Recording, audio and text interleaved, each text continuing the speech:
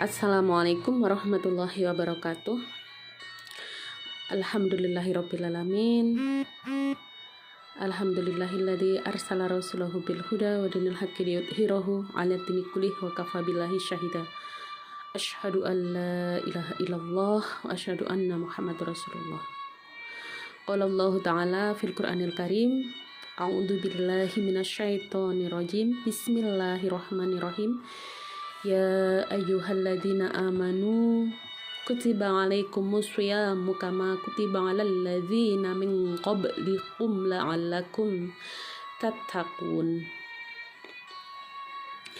Hai orang-orang yang beriman, diwajibkan atas kamu berpuasa sebagaimana diwajibkan atas orang-orang sebelum kamu agar kamu bertakwa. Quran Surat Al-Baqarah ayat 183. Subhanallah itu ya, takwa itu adalah tujuan yang paling agung dari aktivitas puasa ini gitu ya. Dimana hakikat takwa itu ada kekuatan jiwa untuk melaksanakan ketaatan dan menjauhi kemaksiatan. Orang-orang yang bertakwa ini diberikan Allah Subhanahu wa taala banyak sekali keistimewaan gitu ya. Maka supaya mencapai derajat takwa ini disyariatkan kita berpuasa di bulan Ramadan. Alhamdulillahirrabbilalamin gitu ya, kita dipertemukan oleh Allah dengan bulan Ramadan gitu ya.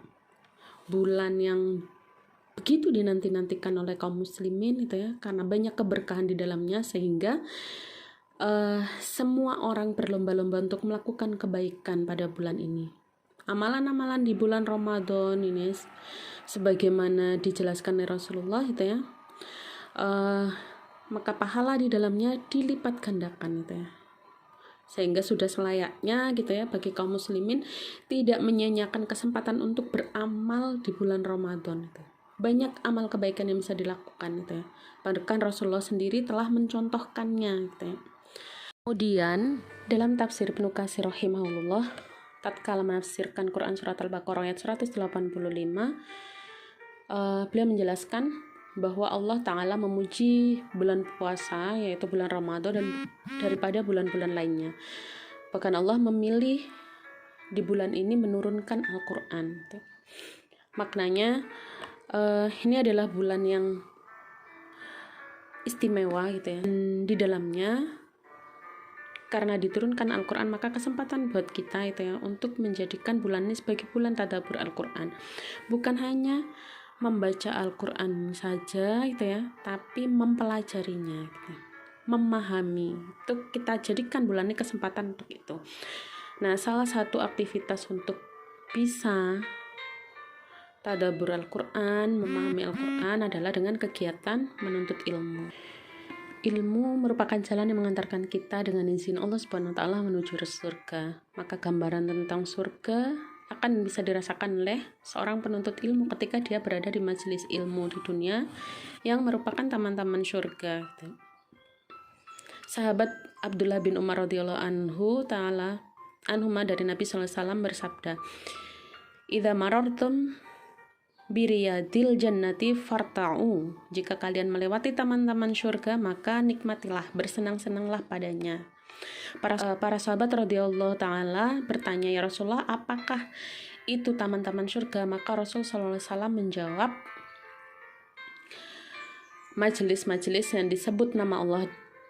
Sesungguhnya Allah Subhanahu wa taala mempunyai para malaikat yang mereka selalu mencari majelis-majelis pengajian di dunia. Kalau mereka telah menemukannya, maka para malaikat itu akan melingkupi orang-orang yang hadir di majelis tersebut dengan sayap-sayap mereka. Hadis Hasan dijelaskan oleh Syekh Al-Albani. Jadi ini merupakan salah satu keutamaan berada di majelis ilmu gitu ya. Para muslimah solehah gitu ya, walaupun kita tidak bisa bertemu langsung dalam forum majelis ilmu, tapi ini tidak mengurangi motivasi kita untuk thalabul ilmi gitu ya.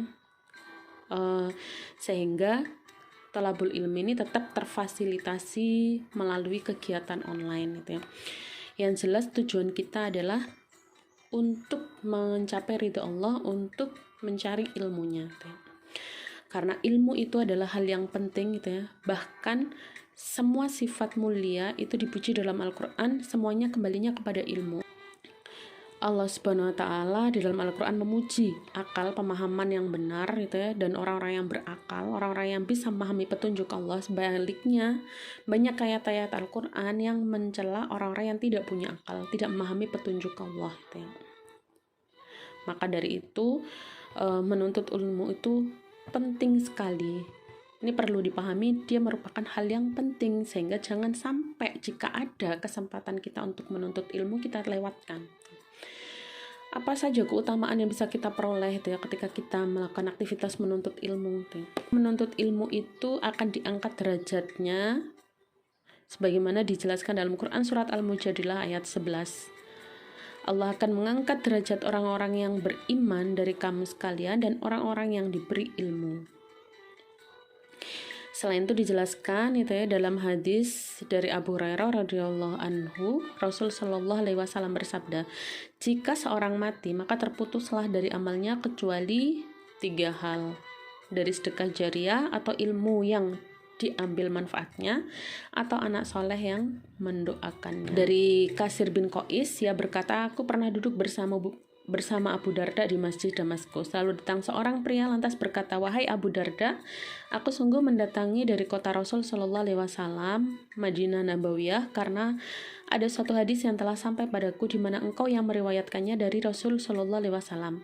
Aku datang untuk bermaksud mendapatkan hadis tersebut. Lantas Abu Darda berkata, sungguhnya aku pernah mendengar Nabi SAW bersabda, barang siapa menempuh jalan untuk mencari ilmu, maka Allah akan mudahkan jalan di antaranya, memudahkan baginya di antaranya jalan menuju surga. Sungguhnya malaikat meletakkan sayapnya sebagai tanda ridho kepada penuntut ilmu.